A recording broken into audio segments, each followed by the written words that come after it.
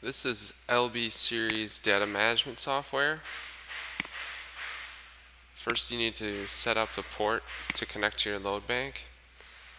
So here our load bank is under COM3.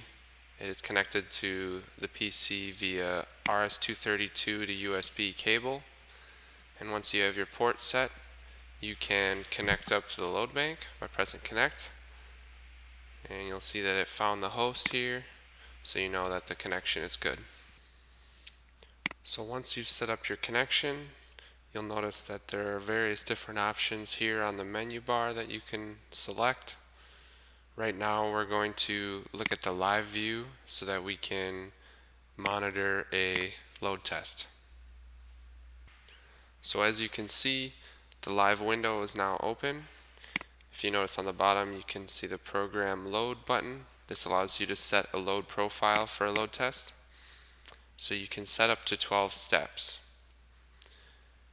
And you notice that you can change the current and runtime for each step. And then on the bottom here, you notice that you can select how many steps you want it to run through. So we'll select run and go ahead. Now that I've selected run, you'll see that the test has just begun to start. We also actually want to save the data for this test, so you can click the Save Real Data button on the bottom, fill out your information for the test, and it'll start saving data. So on this screen you'll be able to see all the parameters that are being measured as they're updated. You can go over to a voltage graph to see how that graph looks. Same thing with the current graph. And then also there's a battery graph which allows you to view the voltage of the individual cells, which can be changed on the top right corner.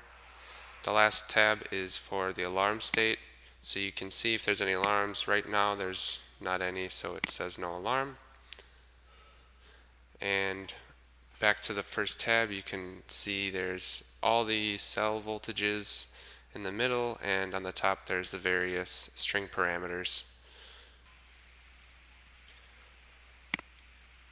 So because we set up our test to have multiple steps, you'll notice here on the current graph, and as I switch back to the main tab, that the current has now dropped to 5 amps. That was the second step that we set. So it automatically updates immediately according to what you set it to.